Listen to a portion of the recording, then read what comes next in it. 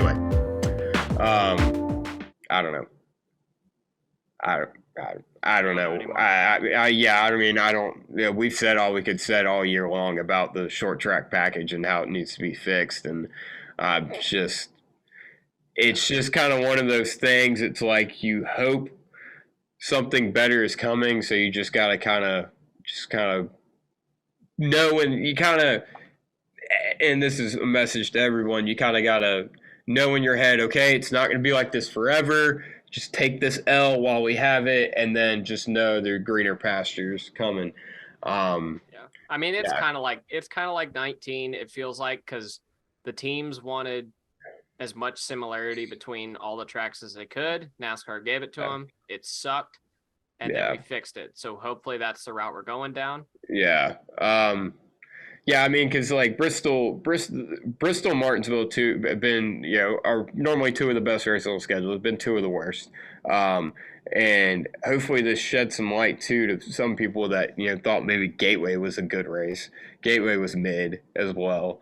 There were like we've been saying all year, there were a lot of these issues with the aero at these under a mile and a half tracks like Nashville and Darlington, but there were kind of things that masked it that made it a better race.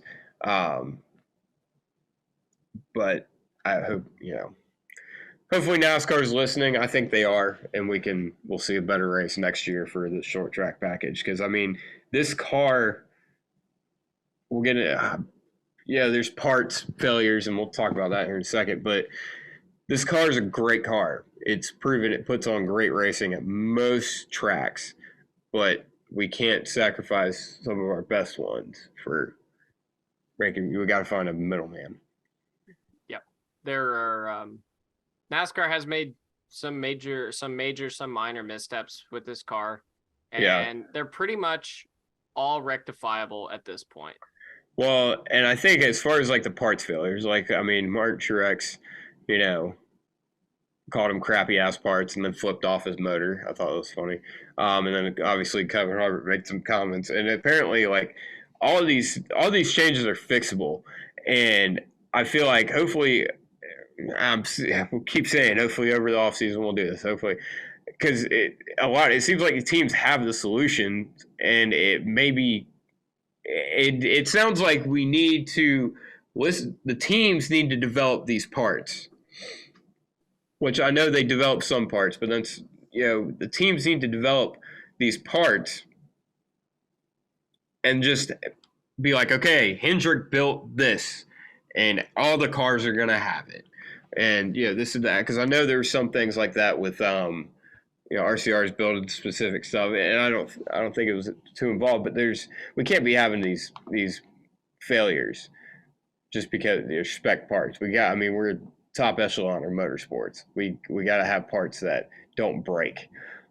There's no reason we should be having power steering issues. But cars. Daniel Suarez made a good point. He said, yes, we know how to fix these problems, but we also know we can't push it. Can't push these cars. And a lot of these guys are just pushing it and praying. Daniel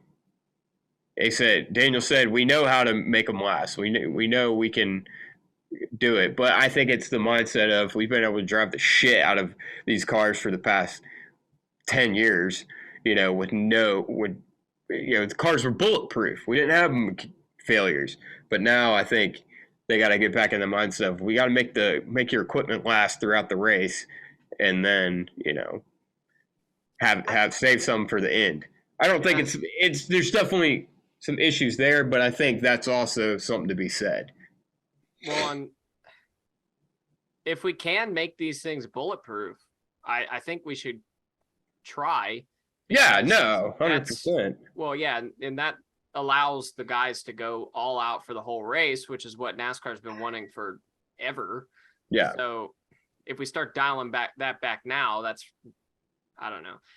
No, I don't think they're trying. I think it's just that's where we're at right now with this new car.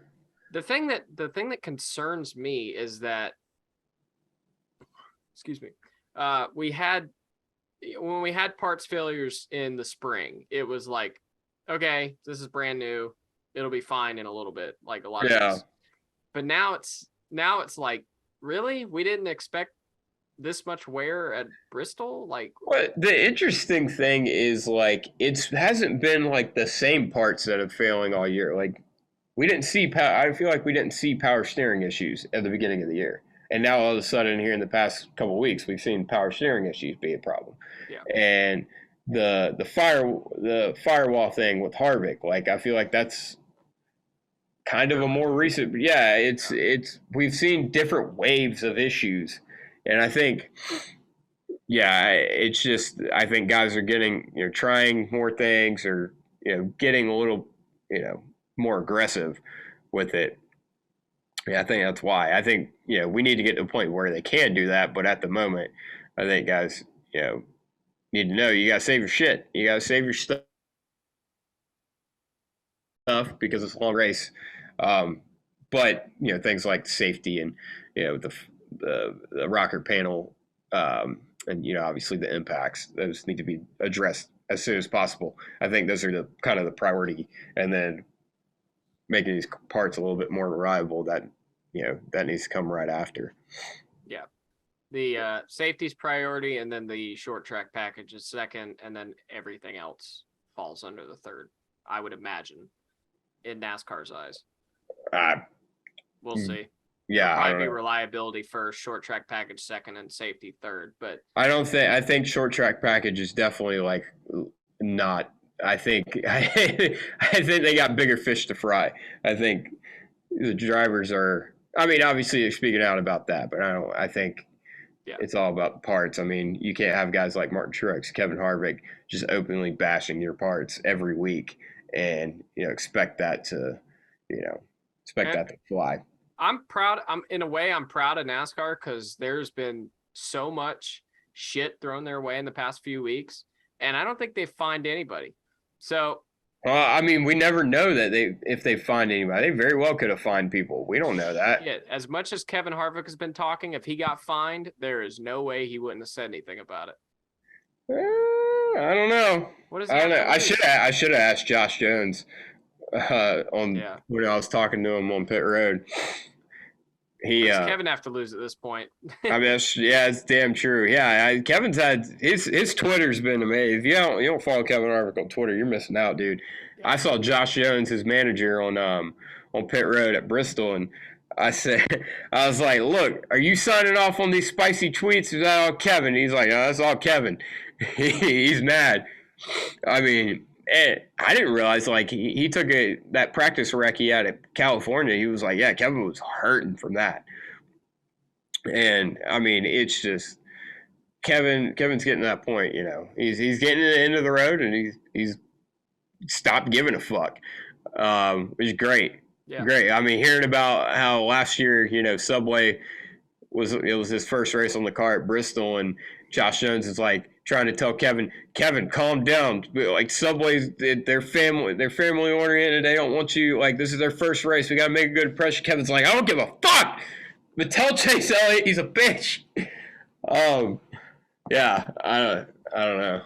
Subway, a family proud of my organization. Boy. God damn, I want to rip someone's friggin' head off. Yeah. I don't. Yeah, he dropped the GD first race out. Yeah. Shout out to Josh. I told him that, and he laughed.